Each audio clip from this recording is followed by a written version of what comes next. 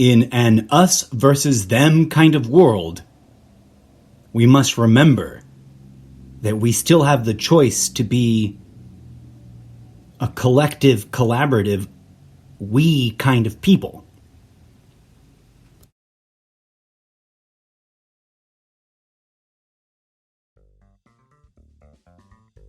This is the Almost Daily ZenCast. Hello, and namaste. Thank you for tuning in to today's episode. I am your humble host, the incorrigible Mr. Zeppo. Let's get started. Hello and namaste, humanity. And thank you so kindly for tuning in. I am well aware that you have a cornucopia of content to choose from, so I deeply appreciate and value your participation. Welcome to the mental space in the imagination that we collectively share when we tune in together to this little discourse.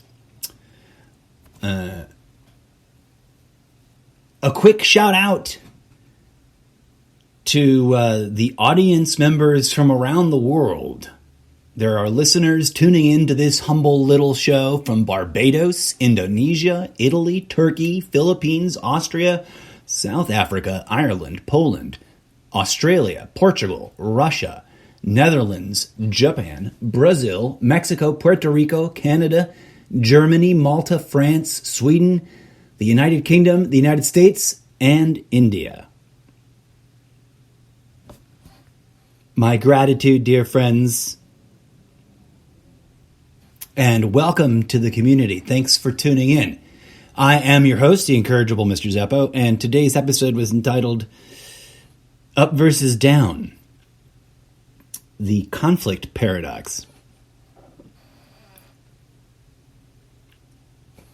The world of humanity, to distinguish it from, for example, the world of some other species or the world of nature as a whole, the world of humanity is fraught with conflict. This is something we are overwhelmed with throughout our lives. And while the conflicts get weirder, they certainly remain profitable.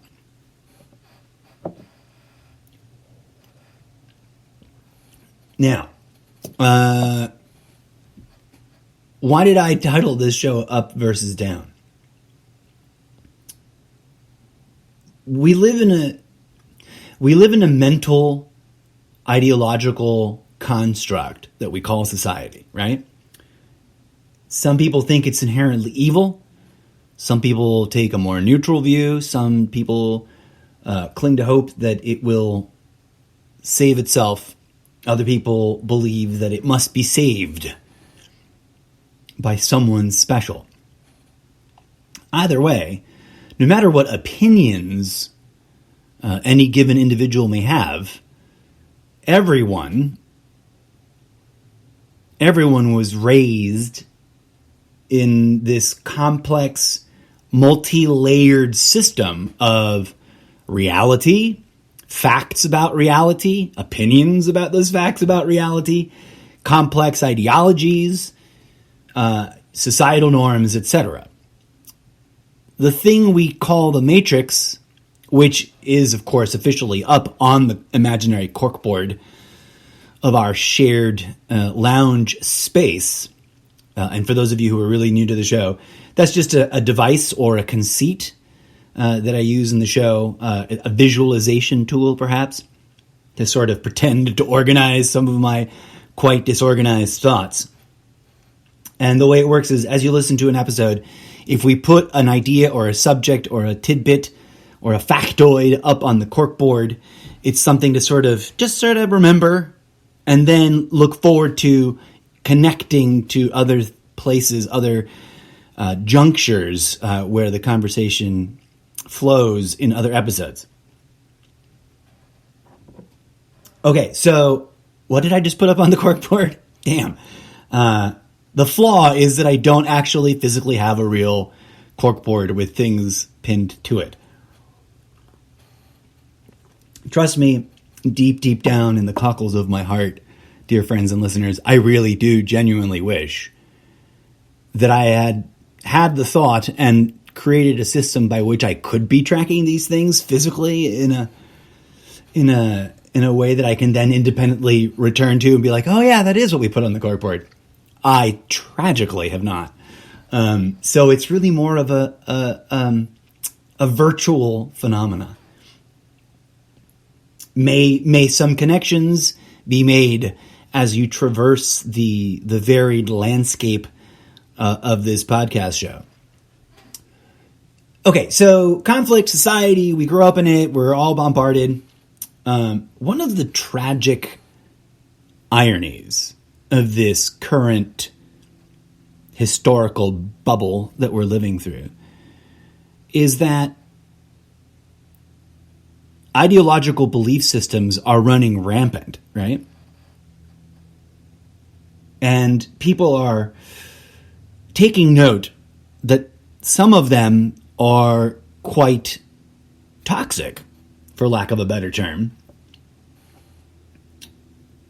At the same time, people are defending and clinging to their favorite or chosen ideological constructs, because it's usually a collection of, not one whole, complete, well-articulated thing, but rather an assortment of beliefs, assumptions, expectations, projections, and other mental habits that, generally speaking, and I say this with like compassion for everyone and inclusion, I include myself in this.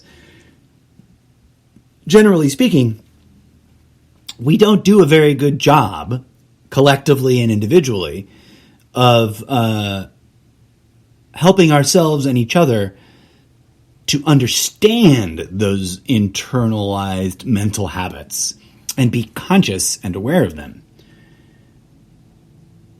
This is why we find ideological camps fighting other ideological camps with ever-increasing mental projections that are just straight-up classic us versus them manipulations, without the realization that, you know, that which they are accusing the others of, their own ideological construct and or tribe around that construct, probably has similar faults and flaws. I see these discussions in social media all the time. The other side, and I'm, pretending to quote, I'm paraphrasing in single bunny ears, not double bunny ears. The other side is cuckoo nut jobs crazy. Right? The other side is corrupt and manipulated by X, Y, and Z. The other side, and whether it's overtly stated or not, you'll find that it's kind of an implicit part of the statement. Only my tribe, my ideological camp, my preferred community has the right effing answer and everybody else is wrong. Now, it's obvious in some cases, but in other scenarios, it's very deeply sublimated and it's hard to point out to people because it's so incepted to try to conjugate inception from the movie. Not to reference the movie necessarily, but the word, the particular concept. These things are so deeply embedded, right? Now, it's difficult to tell. I don't pretend to know. But a brilliant example of this is Trump himself. He makes claims and statements about, reality, which may or may not be accurate in the way they describe reality, and then just flops right on over and says things to the opposite, or does things to the opposite, doesn't bat an eye. I don't pretend to know what goes on in other people's minds, but externalized patterns are what they are, and one can make educated conclusions or guesses or theories about what may or may not be going on. And arguably, I don't want to turn this into a Good Morning Trumptopia episode. I have this tendency to want to point out to Trump as an example, and here's why. I don't hate Trump, by the way. This is something I've talked about in my Good Morning Trumptopia episodes, and if you're new or you just haven't caught it, I want to be explicit. I don't hate Trump. I'm one of those people that tries to consciously, mindfully choose not to hate anybody, right? In large part because, put your thinky caps on, let go of what you're clinging to and just follow me here. Just hear me out. It's hard to find a current, active, ideological camp that isn't engaged in some level of us versus themification of the others. I like to ask, why is it that it seems like there's people foaming at the mouth for violence, and I get told, well, no one I know is foaming at the mouth of violence. Okay, that's fine. Yeah, I don't hang out with super violent people either, yo. But there are very regal, undeniable examples of this us versus them conditioning, driving people to the extreme points of choosing violence as a perceived solution to whatever collection of grievances they're struggling with, they're wrestling with in their mind. I don't mean to minimize all grievances, right? That's just as easy as to hyperbolize all grievances and to make grievances up. There are real grievances that need to be addressed, for which both major political parties have some responsibility towards, especially once you stop thinking in the us versus them tribalistic thinking of the left versus the right or the right versus the left, and you realize that no matter how you slice it, no matter how you try to rationalize it, if you're looking from an honest enough, clear enough, broad enough perspective, they're two wings of one bird. They're two wings at one bird, then while flapping, butt heads, to mix metaphors very badly. But they're, I don't want to extend my metaphor to the point of accusing things that are not real, right? But it's difficult to imagine that over the last 30 years, the pattern of political success, quote unquote, seems to be that each party lets the other party achieve some of the goals they want to achieve and then blocks the rest, and they make a big show of the fight. But when you get into how those different policies impact people, the reality remains that this is a very, unfair, skewed, biased system. Now, we can go down all kinds of rabbit holes about why, and I'm not trying to dismiss all of that out of hand, right? Baby with the bathwater, don't need to be tossing that out. But we have to be very careful and not do the opposite. I talk often about don't throw out the baby with the bathwater, which is if you've got a category of information or theories or potential explanations of something, but they all have some things in common. You don't just reject all of them because of the one thing that you think they all have in common that you disagree with, right? You got to go through each one and figure out, this one actually has some validity, and these other ones over here, not so much. There's an inverse principle that I think is also true. We just can't, and it's about avoiding absolutist attitudes in our minds. Because in either direction, whether you're throwing babies out with the bathwater or drowning yourself in salt water thinking you're going to, I don't know how to make a metaphor for this that makes sense. But if the saying "don't throw the baby out with the bathwater" is on one side, it's on a scale, and you got to balance it with the inverse opposite of that, which is don't try to swallow the ocean in one gulp. I guess I don't know. You know what I mean? But I hope that I'm communicating what I'm trying to say. There's the community of conspiracy theory enthusiasts, and I know that they often say, "Well, we're not one whole monolithic." Body. There's many diverse things going on and many disputes and arguments. I'm like, I know, that's my point. If the conspiracy theory community has to make a point of telling me that they are not a monolithic entity, all of whom agree 100% with each other about everything, but then they hyper-vilify their preferred groups of others in absolutist monolithic thinking kind of way, which is what I'm calling out.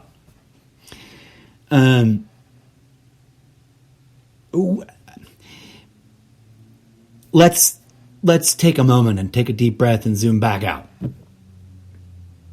Up versus down. I would imagine that a lot of people would hear that and be like, preposterous. What is there to even discuss? But you'd be surprised at how different everyone's interpretation of what up and down are. And therein lies the problem, right? As soon as we make ideological constructs, follow me on this thought experiment, and then we'll take a little music break. Imagine if up and down became ideological parties, and you had to join one or the other, and both parties insisted that the other was absolutely false and evil, and only their own party was righteous and true. When you make it about something that's like, well, gee, that's sort of obvious, that's nonsensical. And yet, if the two just grind away at that as a sort of closed loop, then one must question, the engineering, right? One must question the design of that, and not just keep banging away. That's the problem with echo chambers. If you describe them in a certain light, they sound really cool. Surrounding yourself with like-minded people sounds innocent enough. And I'm not saying that should not be done or that that's wrong or bad or anything. It's about balance, my friends. But the moment you start making it a hard line where only like-minded people can be potentially right, and anyone that isn't like-minded must be absolutely wrong, you're A, creating an echo chamber for yourself, which is something the system appreciates. B, you're missing out on the diversity of all the different things that could be adding to your comprehension, right? Lots of people say they know exactly what's going on, but not many of those people are actually solving it, which leads me to conclude they must believe they know exactly what's going on, but that must not be quite exactly it, or else we'd be solving things. All right, let's tie it off there for a hot second and enjoy a little robot dance synthetica track entitled Heralding the Dawn at the Discotheque, a live-to-tape Mambathon rhythm digital audio track performance by yours truly, the animatronic DJ Zed.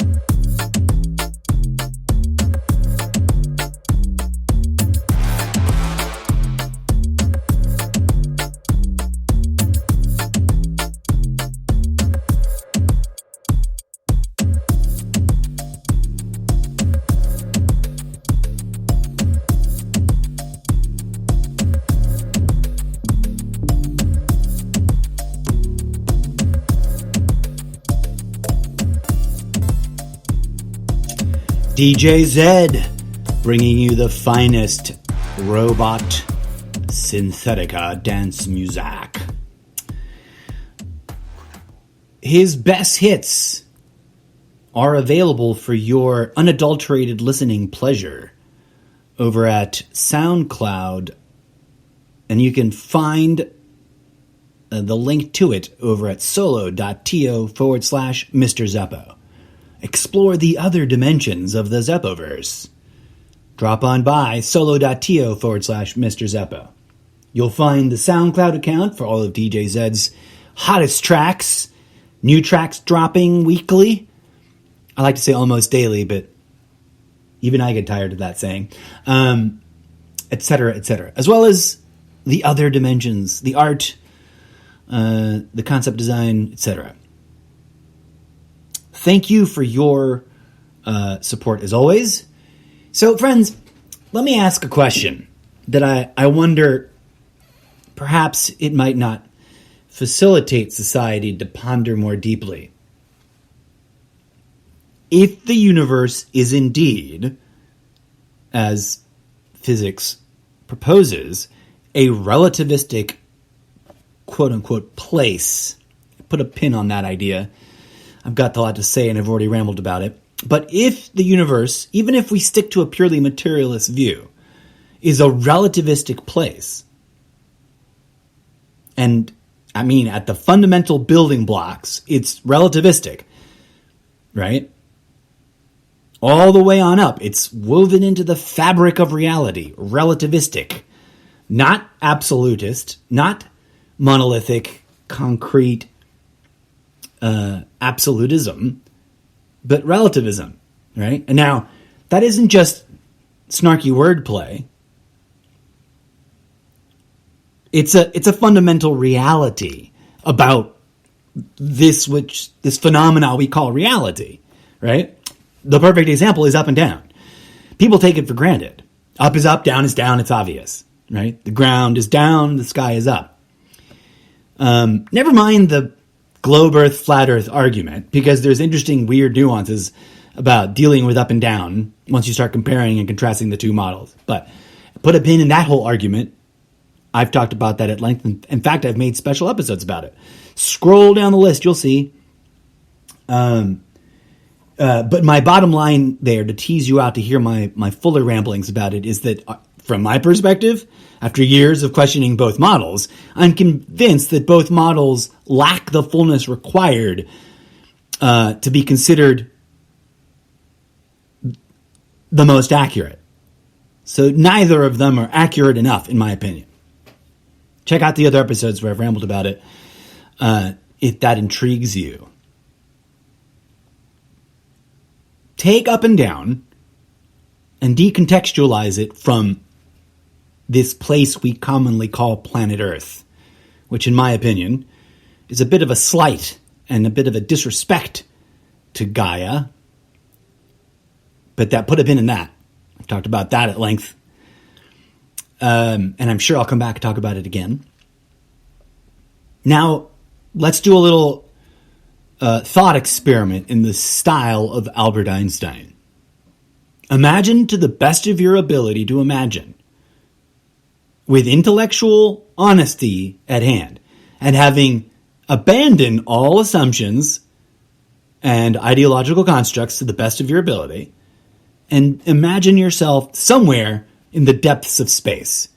You are nowhere near a planetary system of any kind.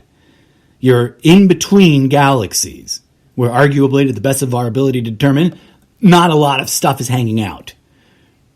Everywhere you look looks roughly the same.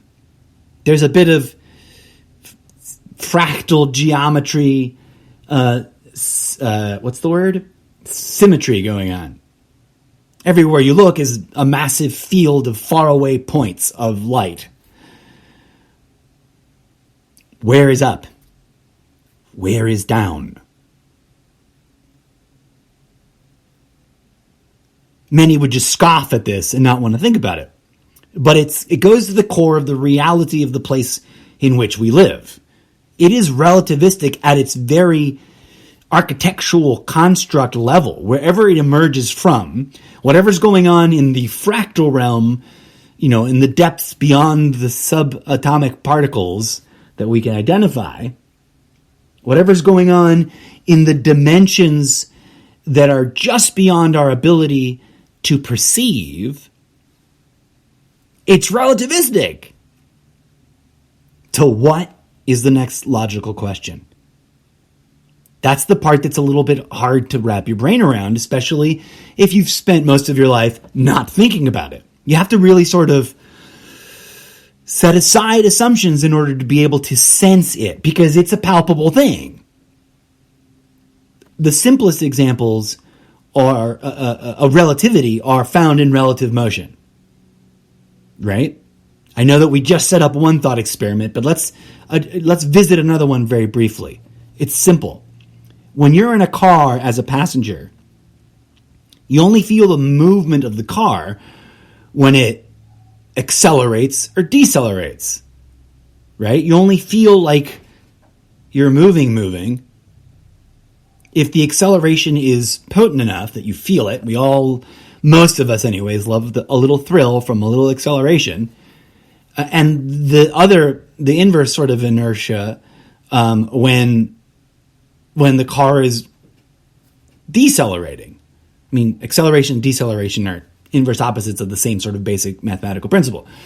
You are in the car is moving. If conditions are right, there will come a balance of motion and inertia and all the other physical forces at play, where it'll suddenly stop feeling like anything much is going on. And if you're not looking out the window, let's say, for example, your focus is down inside of the space, you're looking at your phone, you're looking at a doll, you're looking at a book or whatever it is, whatever you can realize that it kind of feels like you're not moving. Then you'll register the external motion outside of the car, or the car will slow down, right?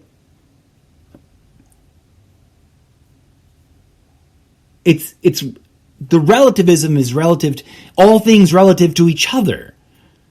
The same kind of phenomena, although it's also disrupted by the swaying of train tracks as in a train.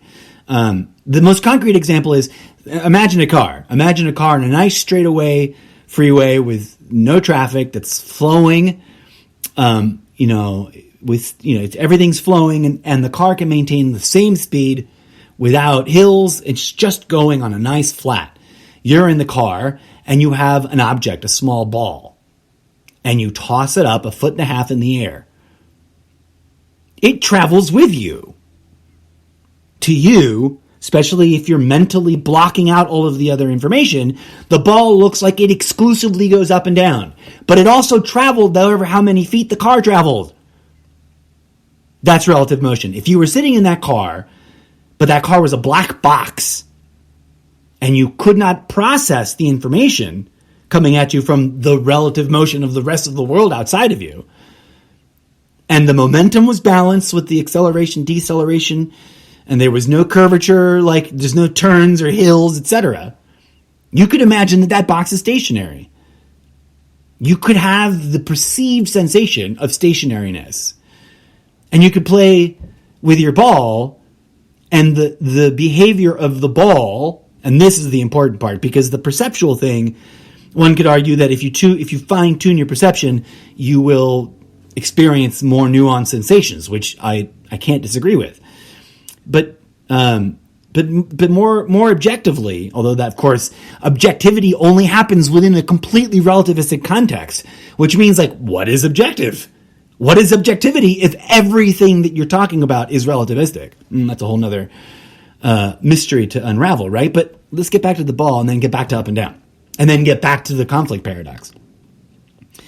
If you're sitting in a moving box, but you can't feel the motion, and you're playing with the ball will, to whatever tolerance limits you have to perceive its nuanced behavior, behave as if you're playing with it in a stationary room that isn't traveling at all, despite the fact that it is actually a vehicle and it's on a big long freeway and it's just moving at a perfectly balanced set of conditions.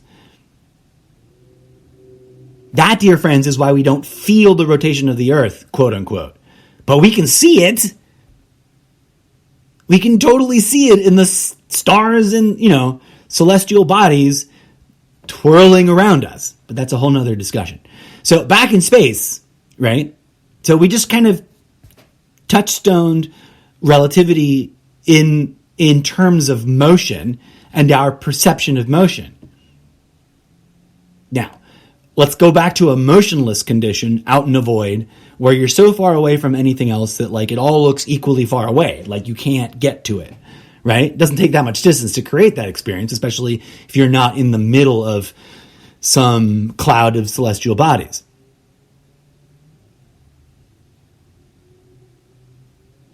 And I realize, dear friends, that someone might be listening out there who holds onto the ideology that all of the scientific theories about space are dead wrong because some other theory is correct. But I did invite everyone to set those things aside and just follow along. I'm basing this on the best of my understanding of what I think is real, right? To the best of my understanding, which includes a little bit of, reading into the complexities of physics and astronomy and whatnot. In the conditions that we are talking about for up and down, the only way you can define up and down is in relationship to your own body, right? Your feet are down, your head is up. That's technically always true. Back on Earth, up is above our heads and down is below our feet. And whether or not Mother Earth is a globe or a rectangle or a flat disc or a flat square, it doesn't matter.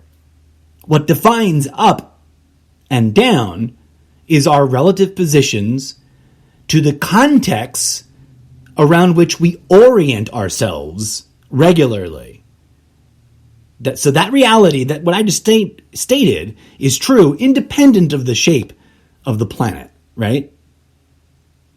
Now, on a globe Earth, you could be in LA one day and on the other side of the planet relatively quickly. And although it's two sides of the globe, up is still above your head and down is still below your feet, right? And this discussion reminds me of that meme that goes around that tries to prove that it can't be a globe because water always settles at the lowest point. And if it were a globe, then water would settle, down at the bottom of the globe, which is nonsense argument, right? Because the globe model clearly indicates, and I'm not defending the globe model. I'm just saying it's a bogus argument against the globe model as it's stated. Because the globe model clearly indicates that the center of gravity is at the center of the body of mass. So that image, that supposed proof that it is just ignoring that and not accounting for it and refusing to address it, and also silently placing the focal point of gravity, the origin of gravity, mysteriously somewhere else below the planet, which is nonsense. Because every planet, I think, I would argue, obviously, there's people who are like, space is fake, there's nowhere to go. I don't know, but I doubt that. Based on everything that I've looked into and my phenomenological experience,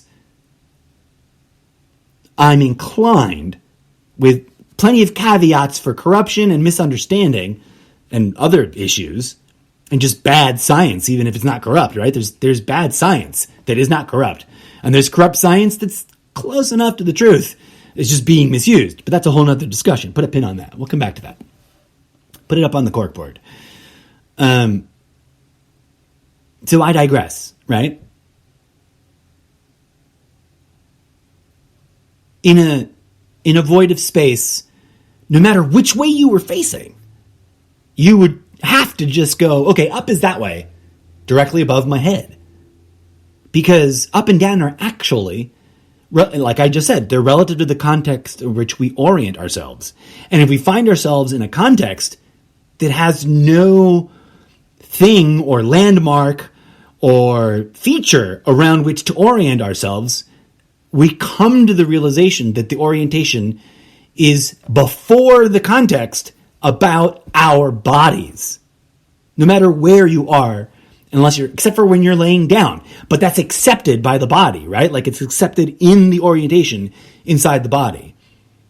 It's the only time that isn't true. If you're floating in space and you don't know which way the sky would be, you're just going to go, whatever's above my head is up, whatever's down is down. And you won't, and if you can't tell that you're drifting, it won't matter, right? When you're in a context that has a floor and a sky, you kind of relegate it to that context. And you added that next level, which sort of detaches it. And you concede that when you lay down, you're not pointing up. But if you were in space, you would not be able to tell the difference. If you could physically change your orientation, upon doing so, you'd be like, well, I don't feel any different. And it's really hard for me to tell visually that it is any different. Okay, why am I making that point?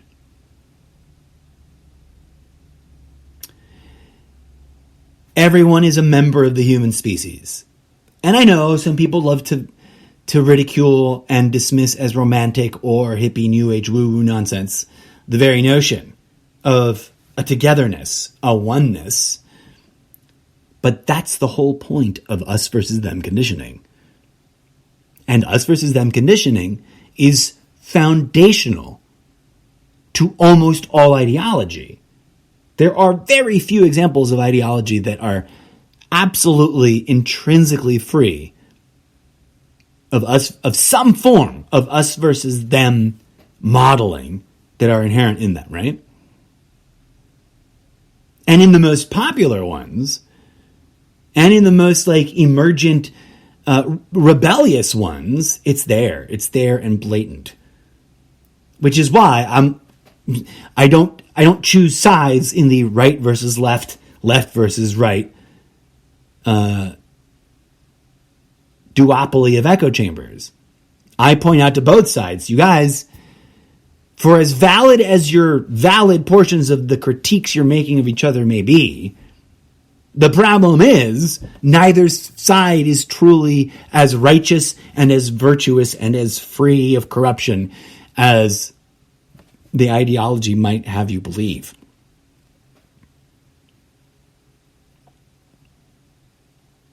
And if we step away from those orienting contexts that are mental, right? That's one way of addressing or thinking about ideological constructs.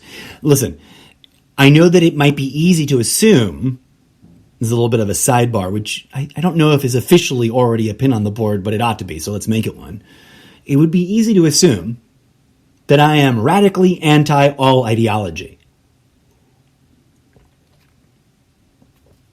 Anyone making that assumption and then therefore using it as a mental filter and a projection onto me would be incorrect. I'm with Confucius on this one. It's a little remembered quote attributed to Confucius. And yeah, it may or may not be actually something Confucius wrote or said, but I think the wisdom contained within it survives. And I'm paraphrasing terribly. I really should look this up and find a good source and be able to reference it. But in my own words, a quote attributable to Confucius goes along the lines of, humanity needs a little bit of conditioning in order to maintain a functioning society that serves all.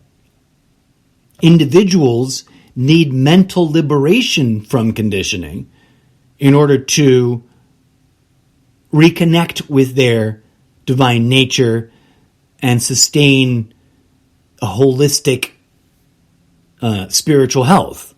And the two must be balanced in counterbalance with each other. I totally did not. That was a terrible paraphrasing. I was really just sort of expressing my own interpretation of what I understand him to have said, or written, or whatever the case may be. But I digress. It's easy to point out when another ideology is pushing people towards conflict and potential violence. It's harder to look for that in our own, but if there's anything more important to be done right now, it's that. So instead of telling each other, your side is wrong because our side is right, I encourage everyone to be like, let's all question all of our sides. Because ultimately, if there's anything transcendent in the American ideology, the collection of American ideology that might be transcendent, perhaps inadvertently, perhaps by pure transcendent luck, for there is such a thing, I think, it's we the people. We humanity. Decontextualize that from the particular nation state. As a species, we must confront that it is our own addiction to the ideologies that, yes, have created wonderful things, but that have also simultaneously created a lot of problems for the species. And that if we're ever going to find solutions to them, we each have to step up individually and facilitate each other collectively in our homes, in our communities, in our social networks, etc. We have to facilitate ourselves and each other in this process of reevaluating everything. That doesn't mean tearing it all down, burning it all to the ground. As I like to remind folks on social media that are flirting with suggestions of violence, even in a haha, I'm just joking about guillotines kind of way, which I completely disagree with. Because as I was pointing out in an unrelated commentary earlier today, yes, of course, humor is valid and humor can be dark. And it is also true that there is conflict, emotional and verbal violence that dresses up as humor and uses the ragtag tatters of comedy. And that needs to be called out. Because that shit actually ain't funny. And one of our problems, especially in English, is that we reduce down complex collections of things and try to use one word to contain them all. And often, that does a disservice to understanding and to those things.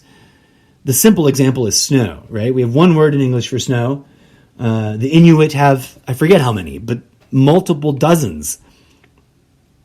Because snow is more than just one thing in the way that it exists in the world.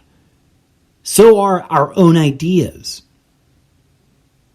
And the more we hypersimplify them, the more we cling to them, and the more we embed ourselves in unaddressed, unhealed, us versus them thinking, even if we think we're righteous and correct and true and on the right side of history, quote unquote,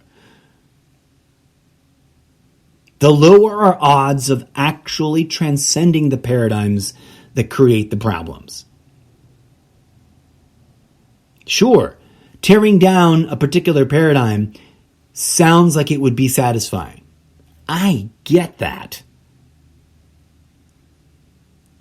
But if ultimately it doesn't solve the problems, takes up a lot of our time, prevents us from making progress in the spiritual work that would arguably solve the problems, why are we pursuing it? And that argument is true of whether, it originated in my mind as a critique against violence as a solution, but it's true of any potential solution. I don't think we can legislate our way into transcendence, right? I don't think we could pray our way away into transcendence. And as I like to point out to our Christians, friends, and family in the human species, we can't just whittle our time away pretending to be better than others, hoping that Jesus will pick us. That's not how it's going to work. That's not even what Jesus taught. Heaven and hell are here and now. Not because there aren't other interesting places to go. There are, both in the material dimensions and the ethereal dimensions, I would argue. But because they're all contained within the whole. Heaven and hell are here and now because, the things living in our spleen are dependent on the entire body, even if they're not aware of the rest of the body, right? You've got biomes and small little living things that are not part of your body living in your intestinal tract. Imagine if they were arguing about the existence of the heart, or that, the brain is a lie, simply because from their perspective, they hadn't figured out a way yet to comprehend that those things are actually there.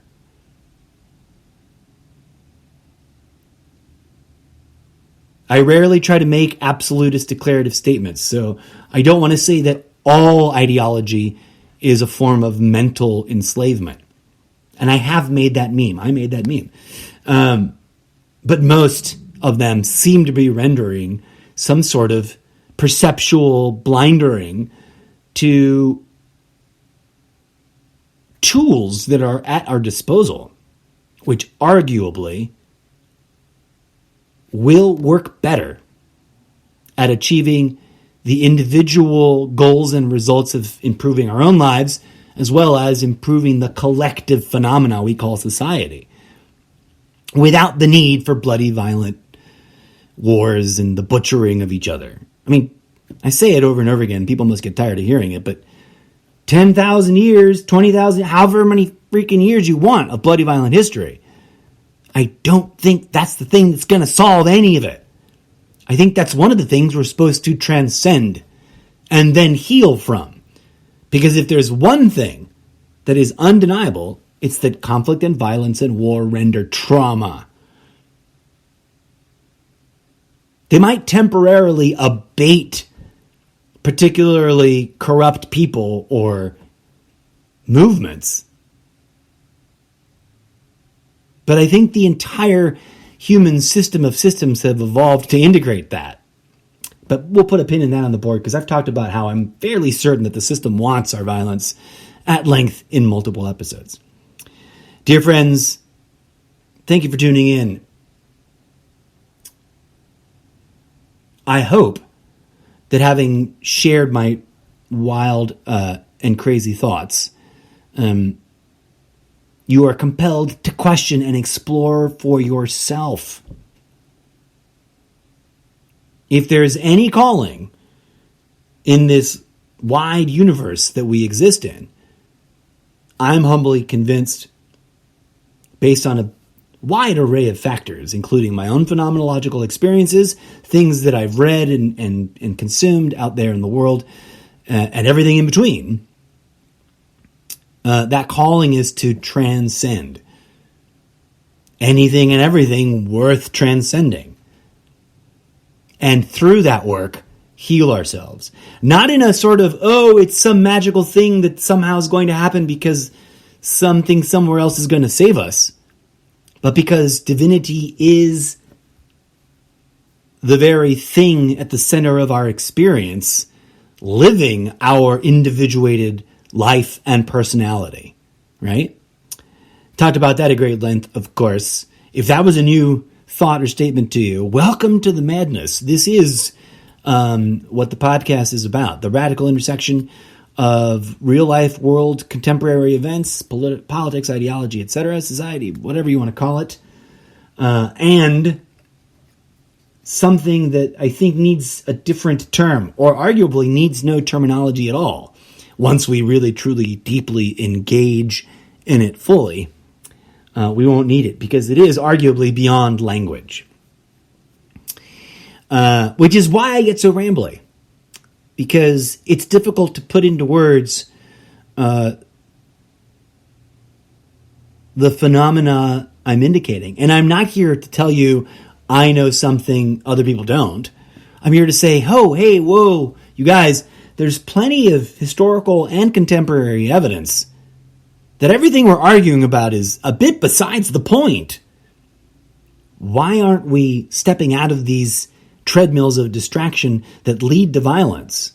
Why aren't we helping ourselves heal the trauma from a secular point of view, from a religious point of view, from a mystical point of view from a materialist point of view.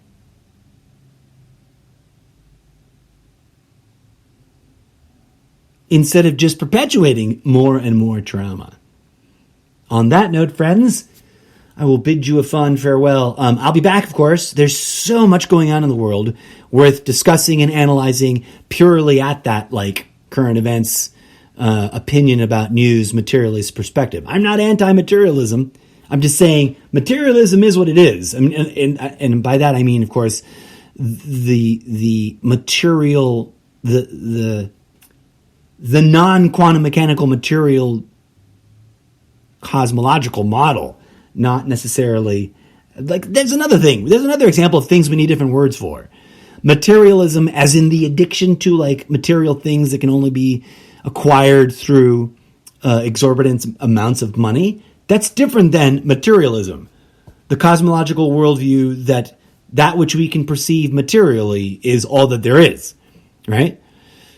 I just want materialism to evolve beyond the all that there is part and acknowledge that it is the first layer we can easily engage with. And it's part of a multi-layered phenomena that we just need different tactics, different approaches, different tools to engage with. And that arguably is eminently more important, useful, and impactful than any of the ideological constructs we're arguing and fighting each other about today or throughout most of human history. As always, friends, thank you for tuning in. If you appreciate the kinds of things I'm talking about, I want to hear from you. Participate in the comments section. Visit the social media platforms, etc. You are humbly invited to come on down and be part of the community. Until next time, friends, in the midst of all this chaos, this dumpster fire shitstorm we call the postmodern historical era of the things we're living through, I genuinely and sincerely hope and pray and send to you the energies of peace, love, and grooviness that you may experience them blossoming and blooming in your heart. Call me a hippie if you want, but I think those things, those energies, those phenomena are more real, more significant, and more important than most ideological constructs.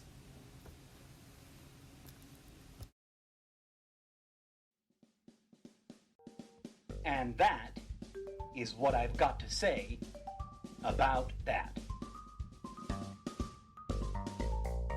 As always, thank you kindly for listening. This has been the Almost Daily ZenCast with your humble host, the incorrigible Mr. Zappa. Until next time, may peace, love, and grooviness blossom in your heart.